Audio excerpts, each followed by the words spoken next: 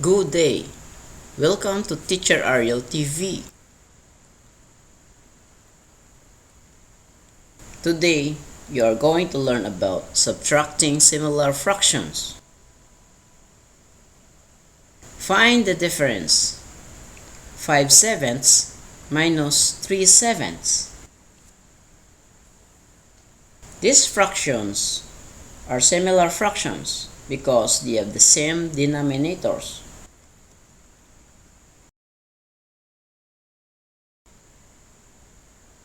Let's subtract this using models. 5/7 minus 3/7 equals 2/7. Or, first, we subtract the numerator. 5 minus 3. 5 minus 3 equals 2. Then, copy the denominator 7. So, the answer is 2/7. Since 2/7 is already the lowest term, then 2/7 is our final answer. Another example, 2/5 minus 1/5. First, subtract the numerator. We have 2 minus 1 equals 1. Then, copy the denominator 5. Since 1/5 is already the lowest term, then 1/5 is our final answer. Another example, 7/12 minus 2/12. First, subtract the numerator. 7 minus 2 equals 5. Then, copy the denominator 12. So, our final answer is 5/12.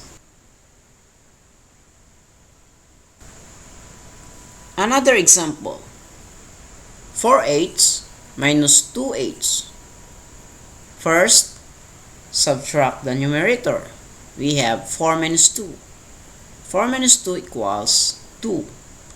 Then, copy the denominator 8. Now, let's convert or reduce our answer into its lowest term.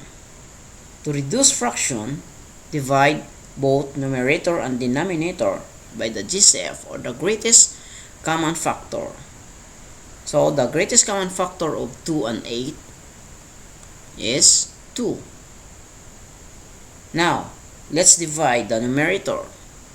2 divided by 2 equals 1. Divide the denominator.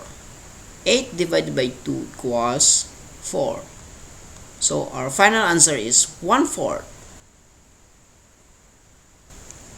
Another example, 12/15 minus 2/15. First, subtract the numerator.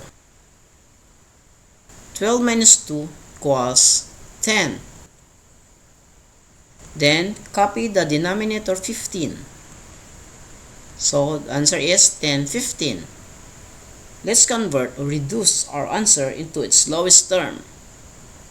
To reduce fraction, divide both numerator and denominator by the GCF, or the greatest common factor. The greatest common factor of 10 and 15 is 5. So, let's divide. First, divide the numerator. We have 10 divided by 5 equals 2. Next, divide the denominator. 15 divided by 5 equals 3.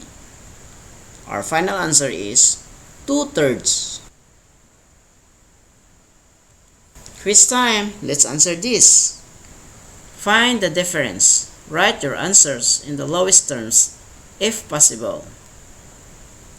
Number 1, 2/5 minus 1/5 You only have 5 seconds to answer. Start now.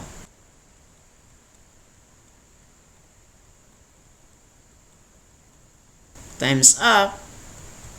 The answer is 1/5.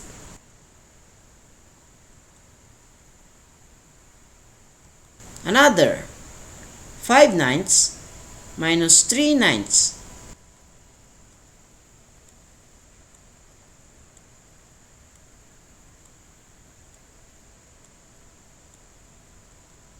Time's up.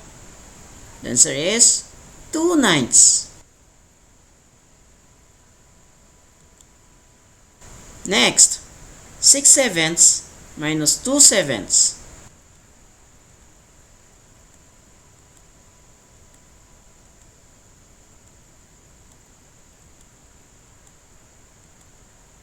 Time's up. The answer is 4/7.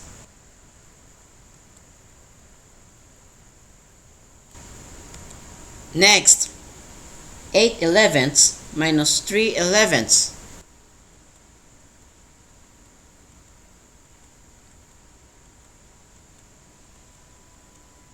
Time's up. The answer is 5/11. Another 10/21 minus 6/21.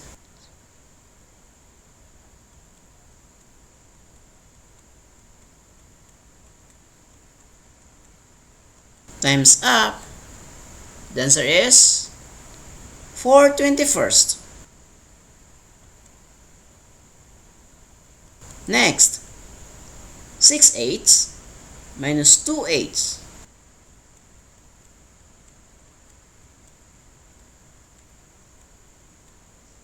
Time's up. The answer is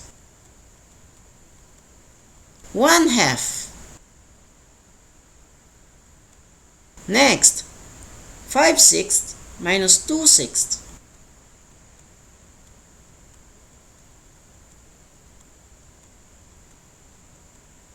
Time's up. The answer is 1/2. 8/4 minus 4/4.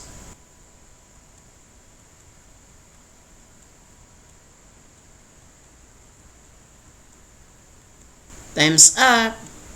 The answer is 2/7. Another 12/15 minus 2/15.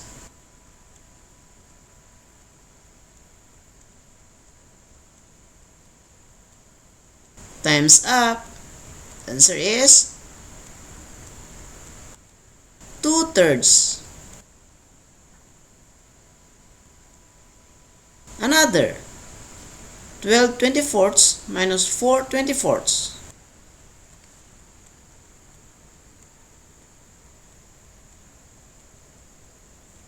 Time's up. The answer is 1/3.